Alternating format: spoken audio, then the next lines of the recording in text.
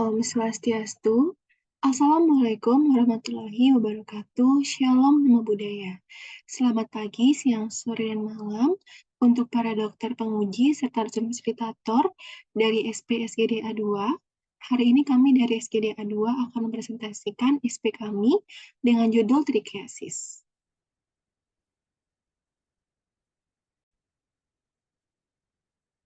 Baik, ini adalah nama-nama dari anggota SGDA 2. Baik, perkenalkan, saya Putu Arisanti Dewi dengan 3 digit NIM terakhir 225.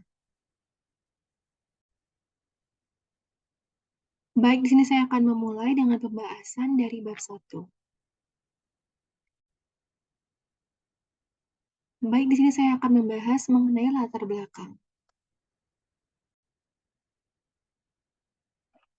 Trichiasis adalah kondisi di mana bulu mata tumbuh ke arah dalam dan dapat mempengaruhi dari kelopak mata bagian bawah, yang dimana inflamasi pada konjungtiva dan tepi kelopak mata pada trakoma dapat menyebabkan terjadinya trichiasis dan juga entropion sikatrik, yang dimana untuk trichiasis sendiri dapat dibagi menjadi minor, yang dimana kurang dari 5 bulu mata, dan kondisi mayor apabila lebih dari 5 bulu mata. Trichiasis dapat menyebabkan terjadinya kerusakan pada kornea dan mengurangi tajam penglihatan.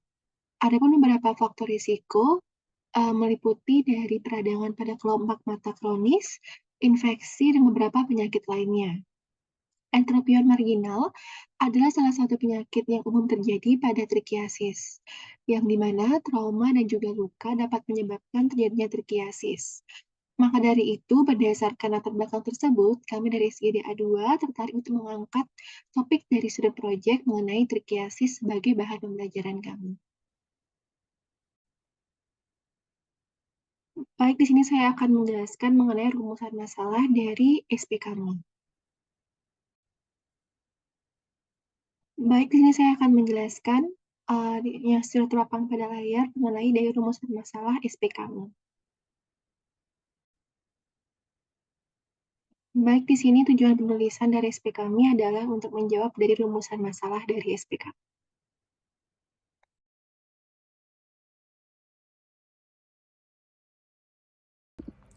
Baik, perkenalkan nama saya Hana Syagida dengan 3 digit NIM akhir 024. Next. Jadi di sini saya akan menjelaskan terkait definisi dari trichiasis, sementara untuk epidemiologinya akan dijelaskan oleh teman saya. Next. Oke, trichiasis itu merupakan gangguan pada kelopak mata di mana bulu mata tumbuh ke arah dalam menuju bola mata yang dapat menyebabkan iritasi. Nah, keadaan ini bukan merupakan keadaan bawaan atau kongenital, melainkan kondisi yang didapat atau acquired condition. Nah, pasien trichiasis ini biasanya datang dengan keluhan nyeri, sensasi benda asing, dan juga kemerahan. Penyebab utama trichiasis sendiri adalah peradangan kronis pada tepi kelopak mata, penyakit kulit dan konjungtiva, serta bekas luka pada tepi kelopak mata yang berhubungan dengan operasi maupun trauma. Nah, apabila tidak diobati, trichiasis ini dapat menyebabkan morbiditas okuler, termasuk abrasi kornea, jaringan parut, dan juga keratitis yang dapat membahayakan penglihatan. Next. Baik, perkenalkan, nama saya Gusti Bawjari Warga Kurniawan dengan 3 digit NIM terakhir 157. Baik, di sini saya akan melanjutkan penjelasan dari teman saya. Di sini trichiasis dapat terjadi pada semua usia, namun lebih baik terjadi pada orang dewasa. Sebenarnya 18.987 orang berusia lebih dari atau sama dengan 15 tahun yang diperiksa di Uni Eropa. Jumlah rata-rata peserta yang diperiksa adalah 1.656, ada di kisaran 1.451 sampai 3.016, dan tingkat responnya adalah rata-rata 86%, kisaran 81 sampai 95%. Prevalensi trichiasis yang tidak diketahui oleh sistem kesehatan pada orang berusia lebih dari atau sama dengan 15 tahun berada di ambang batas atas eliminasi atau berkisar 0,2%. Di ke-10 Uni Eropa yang diteliti, ini berkisar 0,2 sampai 0,7%. Trichiasis secara signifikan lebih umum terjadi pada orang yang lebih tua dan lebih sering terjadi pada wanita dibandingkan dengan pria. Mungkin sekian yang dapat saya jelaskan. Selanjutnya dilanjutkan oleh teman saya. Terima kasih. Perkenalkan, nama saya Nikita Chandrawati dengan 3 digit NIM terakhir 006. Jadi di sini saya akan menjelaskan etiologi dan faktor risiko trichiasis. Jadi etiologi trikiasis terjadi karena akibat dari peradangan dan jaringan parut kelopak mata serta bisa juga menjadi gejala keganasan tepi kelopak mata. Meskipun kondisi ini sering dibilang idiopatik, kondisi tertentu dapat menyebabkan perkembangan ini seperti infeksi, inflamasi, perubahan infusional, atau trauma. Infeksi konjungtiva chlamydia trachomatis juga bisa menyebabkan trikiasis. Kemudian untuk faktor risikonya itu ada 4. Pertama, inflamasi. Apabila ada penyakit atopik keratokonjungtivitis, medikamentosa, rosacea, blefaritis, dan Meibomian gland dysfunction, serta actinic keratosis. Kemudian untuk infeksi itu ada infeksi dari trakoma, untuk trauma ketika ada eyelid laceration ataupun pasca operasi, dan juga decline anatomi apabila ada epiblefaron, distichiasis, dan juga entropion. Sebelumnya perkenalkan, nama saya Sevi Cantika Humamul Hawa dengan 3 digit NIM terakhir 242. Di sini saya akan menjelaskan mengenai patofisiologi dari trikiasis. Next. Trikiasis itu terjadi apabila posisi bulu mata itu tidak sejajar dan menyebabkan bulu mata akan sering bergesekan dengan kornea mata atau konjungtiva. Hal itu disebabkan karena pertumbuhan bulu mata yang mengarah ke dalam bola mata, sehingga gesekan antara bulu mata yang tumbuh mengarah ke dalam dengan kornea itu akan menyebabkan kerusakan pada lapisan halus kornea, dan nantinya akan terjadi penurunan transparansi pada kornea. Untuk posisi bulu mata yang normal itu adalah menjauhi keluar dari kornea. Penurunan transparansi pada kornea nantinya akan menyebabkan terjadinya penghamburan cahaya atau penglihatan yang kabur atau tidak jelas. Apabila terjadi gesekan antara kornea dan juga bulu mata dalam waktu yang lama, maka akan mengakibatkan iritasi kronis. Untuk iritasi kronis ini dapat menyebabkan keratinisasi, perforasi, penipisan kornea, dan juga kebutaan. Perkenalkan, nama saya Madewi Marcelendri Winata dengan 3 digit NIM akhir 179. Next. Baik, di sini saya akan menjelaskan tentang klasifikasi. Jadi, trikiasis diklasifikasikan menjadi 2 bagian, yaitu trikiasis mayor dan juga minor. Dikatakan mayor terjadi apabila mengenai 5 silia atau lebih, dan minor terjadi pada kurang dari 5 silia. Angka kejadian trikiasis sering terjadi pada usia dewasa hingga tua, walaupun trikiasis dapat menyerang semua usia. Mungkin sekian dari saya, bisa di next. Baik, perkenalkan saya I Gusti Ayu Maha Hiranadini Prawista dengan 3 digit NIM terakhir 107.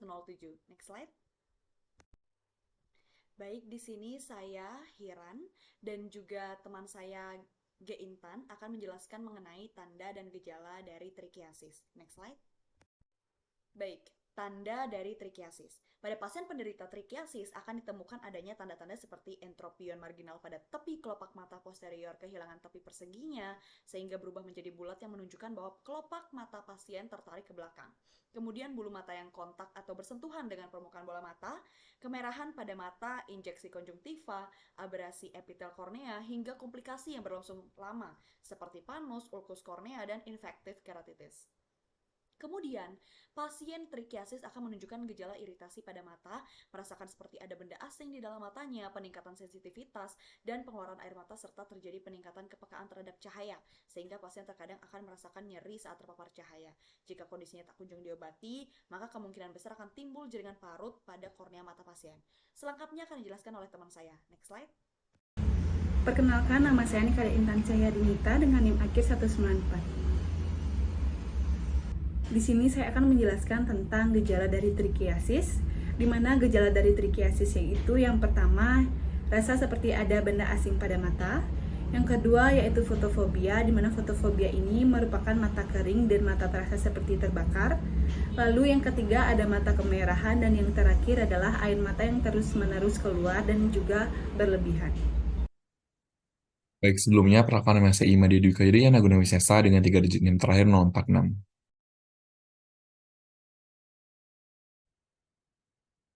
Baik, pertama saya akan menjelaskan tentang diagnosis dari trikiasis. Diagnosis trikiasis yang cepat dan akurat sangat penting untuk manajemen yang efektif dan mencegah komplikasi yang berkelanjutan. Jadi anamnesis riwayat medis, pasien merupakan langkah awal diagnosis yang penting untuk dilakukan. Anamnesis berfokus pada gejala pasien seperti iritasi mata, sensasi benda asing, rasa nyeri, konjungtivitis berulang, fotofobia, dan mata kemerahan.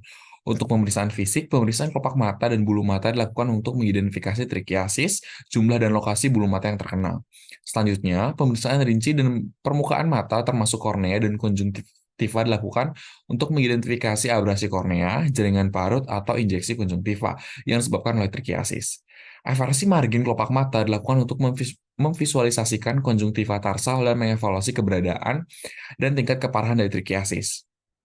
Nah, tes diagnosis tambahan yang dapat dilakukan uh, dilakukan dengan pewarnaan fluoresin untuk membantu mengidentifikasi dan mengevaluasi abrasi atau ulkus kornea yang disebabkan oleh trichiasis. Untuk mengevaluasi keparahan kekeringan permukaan okular yang terkait dengan trichiasis, tes Simer untuk mengukur produksi air mata dapat dilakukan. Untuk fotografi segmen anterior, dapat dilakukan untuk membantu dan mendokumentasikan tingkat trichiasis, kerusakan kornea, dan perkembangan dari pengobatan. Selanjutnya adalah beberapa diagnosis banding dari trichiasis. Beberapa diagnosis dari trichiasis yang mungkin adalah entropion, listiasis, dan juga celiac ectopic. Yang pertama ada entropion. Entropion melibatkan pembalikan tepi kelopak mata ke dalam. Namun, pada entropion ini seluruh tepi kelopak mata terpengaruhi, sedangkan pada trichiasis hanya bulu mata tertentu yang mengalami putaran bulu mata ke arah dalam. Yang kedua ada distiasis, yaitu adalah suatu kondisi yang tadi dengan adanya deretan bulu mata tambahan yang timbul dari lubang kelenjar Mayborn. Jadi, ciri-ciri yang membedakannya adalah pada distiasis, deretan bulu mata ekstra muncul dari lamela posterior, sedangkan pada trichiasis, bulu mata yang salah arah berasal dari garis bulu mata normal. Yang ketiga ada cilia ectopic. Cilia ectopic mengacu pada lokasi abnormal bulu mata yang muncul dari konjungtiva palpebra, biasanya di dekat tepi kelopak mata. Gambaran yang membedakannya adalah cilia ectopic muncul dari konjungtiva palpebra. Sebelumnya, perkenalkan nama saya Nuput Lantantri Dewi dengan 3 digit terakhir 023.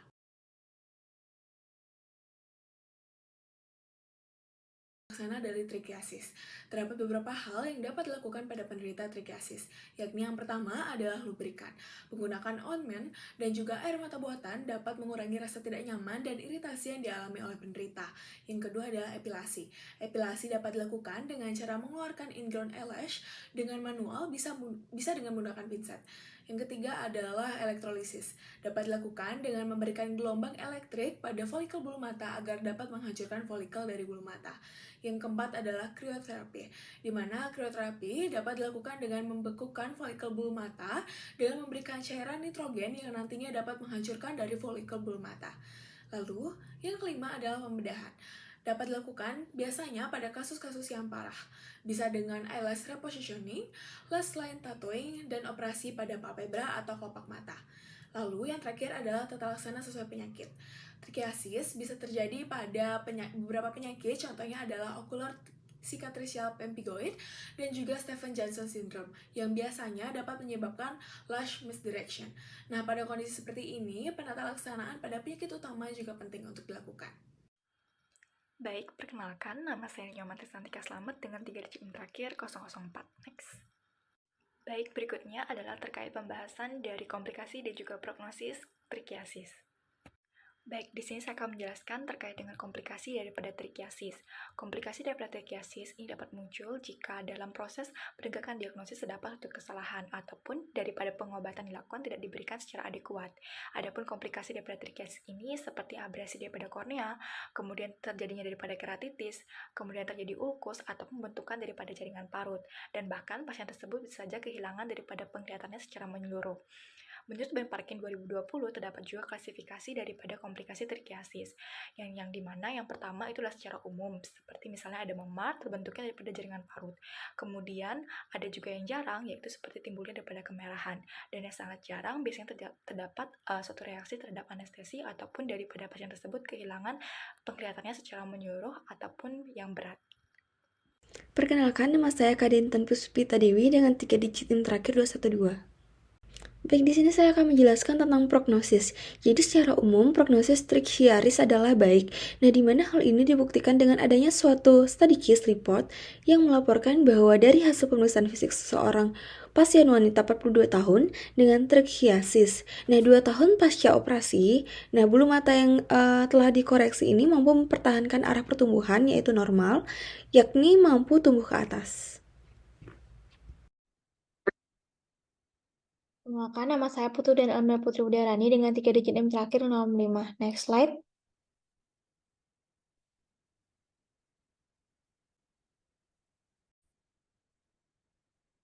Saya akan menjelaskan mengenai bab 3 penutup dengan yaitu kesimpulan dan juga saran. Next slide.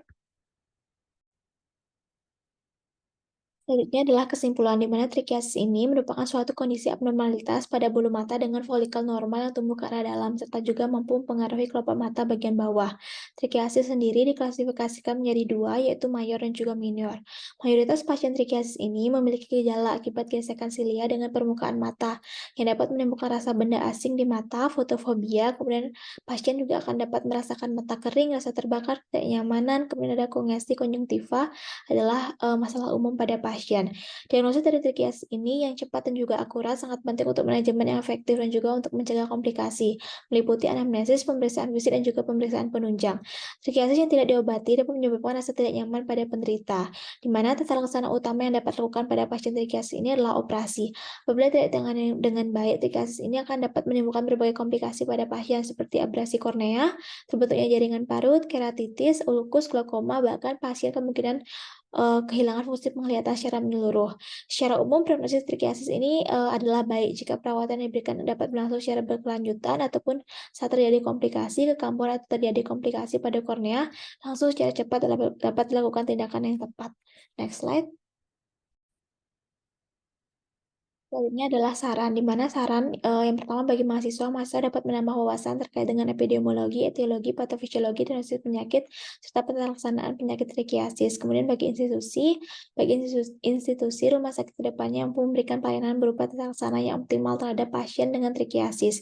Kemudian bagi institusi fakultas kedokteran tentu mampu menjadi tanpa referensi ataupun literatur terkait dengan trikiasis. Next slide.